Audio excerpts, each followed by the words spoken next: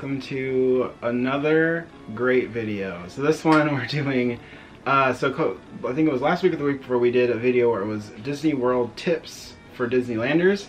This time we're going to do the opposite and we're doing Disneyland tips for Disney Worlders. We have a lot of years of going to Disneyland together, so we have a lot of experience, and so for those people who mostly go to Disney World and haven't really been to Disneyland, this is for you. Also, you might be able to pick up some fun tips if you are gone to Disneyland a million times, but so these are great tips to know.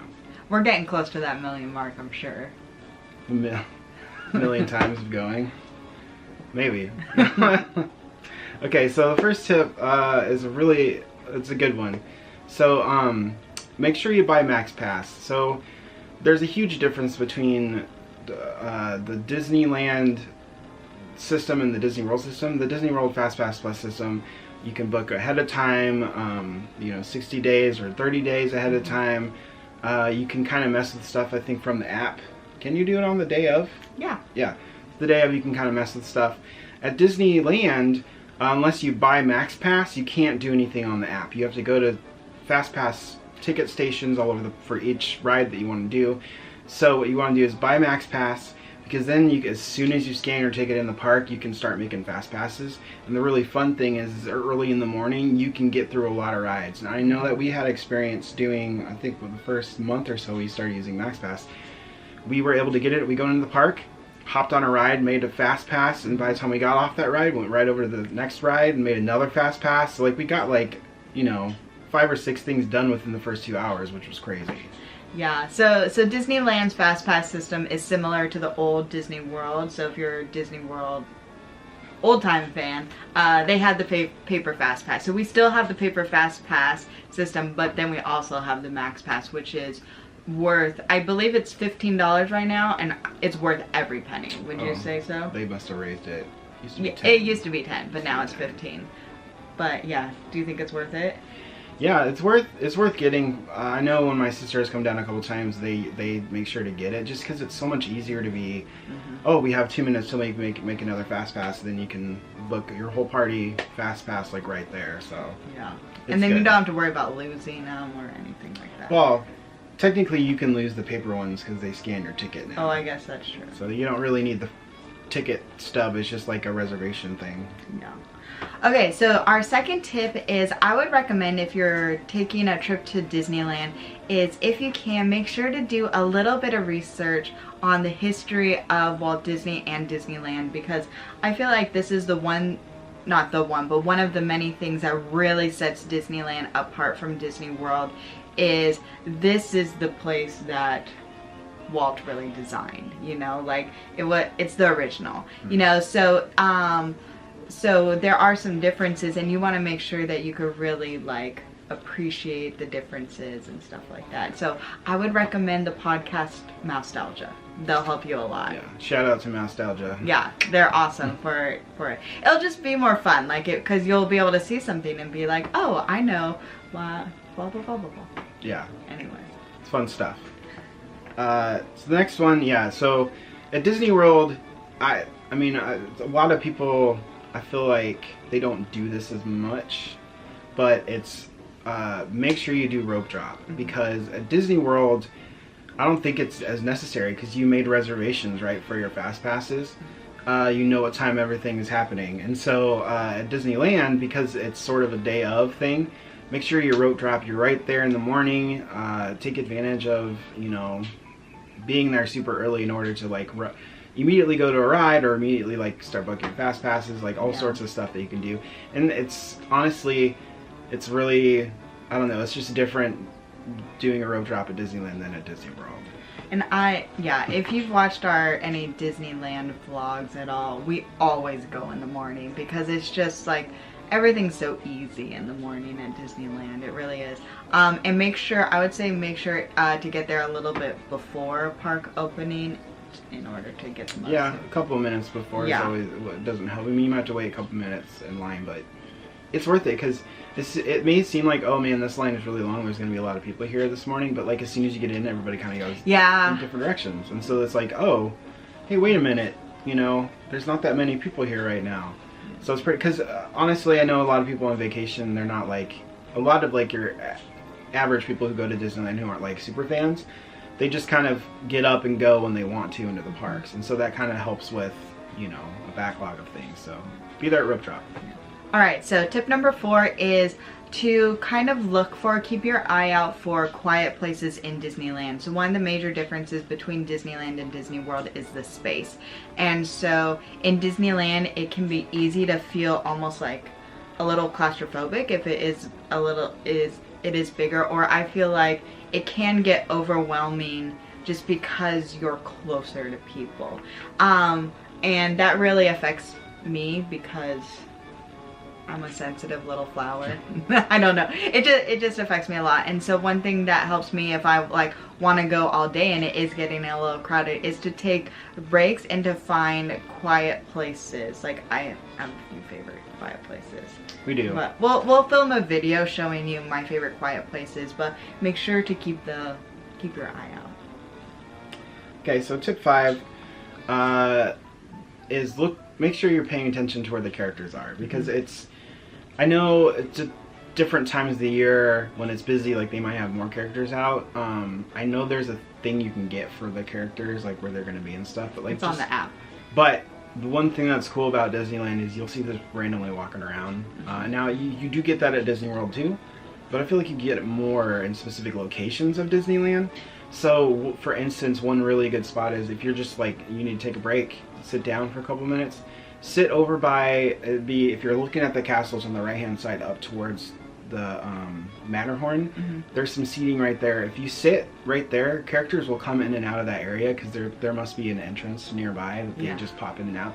I mean, I remember we were sitting there, we saw like 6 or 7 characters just randomly walk through, and we were there for like 30 minutes or something, weren't even there like for that long. eating a treat or something. Yeah. And I would say, I think in my experience that they're more out in the mornings as well. Yeah. So once again, get there at rope drop, really experience the morning. And then there are some really cool things where maybe it's not like characters, but like Streetmosphere, where there will be like a band that will go and will be playing and riding the carousel, which I think is pretty cool. They do that a lot, and then the stepsisters will ride the carousel a lot in the mornings. Yeah, it's fun. It's really fun. Yeah. Okay, tip number 6 is prepare for chilly nights. So sometimes in Disneyland it could be like hot during the day, but it does get cold at night. Eric has a story about this. Yeah, so when I was, I don't know, probably like 24 or something like that. Might have been 20. Before we met. That was before we met. Actually, I think I was like 25. I came down with a friend, and it was like the first time I had done Disney like with a friend and not with family. And so I packed because it was right before Thanksgiving. I think it was like a week before Thanksgiving. And I looked up the weather and stuff. I was like, oh, it's going to be 70 degrees every day. I'm going to pack shorts and like a short sleeve shirt and all this sorts of stuff, not bring any sweatshirts or anything. And he's from Washington. Yeah, so I'm from the Seattle area. So he's fine with cold. Yeah. And I was like, oh, it's fine. But the craziest thing happened to me where I got extremely hot during the day because of the weather, because I was used to like 30 degrees. And at night it dropped into I think it dropped down to 49 or 48. And I was literally shivering because I was so cold because I didn't have a sweatshirt like an idiot. So of course, you know, I had to buy one when I was down here because I had no idea, but... Unplanned souvenir. Yeah, make sure you're checking those weathers, and it does get cold at night. Not in the summer. Summer it stays hot, but like in the winter time or in the spring, like right now, I think last night it got into the 40s again, so just make sure you're really paying attention to the cold and pack accordingly. Okay, tip number 7, have a backup plan if the fireworks get canceled, which they do sometimes, and it's really disappointing. So if it rains in Southern California, they do not do the fireworks, and if it's super windy, they don't do the fireworks. Now the super windy thing can be weird because you could be on the ground level and you're like, it's not windy, why would they cancel the fireworks? But you know, 50 feet up in the air, it's blowing like crazy, and so that's why they released that balloon, you know, the balloon for the thing. Yeah, if you see it, it's usually red. If you see a little red balloon going up, it's because they're testing. They're testing the one. If it's like, they're like, yep, can't do it. Yeah. Because Disneyland's in the middle of a neighborhood, and so like they can't shoot fireworks off and potentially start fires if it's super windy. And so just have a backup plan for, you know, if you need to, if you think it's going to get canceled, go do a ride, or go sit and wait for Fantasmic, or go do World of Color. I mean, there's a million things you can do that aren't fireworks related. And so, yes, have a backup plan. All right, and tip number 8 is don't be afraid to park hop. Actually, I would recommend park hopping. Park hopping in Disneyland is almost a must, I would say, because just crowds, it's usually you can kind of jump back and forth. It's really easy to park hop. Like, it's a short walk. I mean, so yeah, so there's a big difference between park hopping at Disney World and Disneyland. So, at Disney World, in order, if you're at Magic Kingdom, you're like, let's go to Epcot. You have to take either the monorail over to the transportation hub or take the boat over there. So you're already, you know, a couple minutes waiting and then whatever. So that could be 15 minutes getting over to the hub. Then you hop on another monorail and you go over to the Epcot, right? At Disneyland, you take like, I don't know, it's 50 feet over to the next park. You walk. And so it's across the little courtyard and you're in another park. It's super easy to do. And I know some people don't know that it's like, it's right there. And so you just walk on over and you're in the other park. And also, if you have the Max Pass, this is something we forgot to mention. You could make fast passes for either park. So you could be in Disneyland and you could be like, hey, I want to go to California Adventure and ride Tower of Terror. Then I want to come back and I want to ride Haunted Mansion. Tower of Terror. Well, Guardians of the Galaxy, you know. So you could jump back and forth if you feel like it. Like, you might get a little tired, but I just have to say, like, it will never be like an Epcot day, so you'll be fine. Yeah. I mean, there is a lake at DCA, but it's not as bad. No, no. You'll be fine.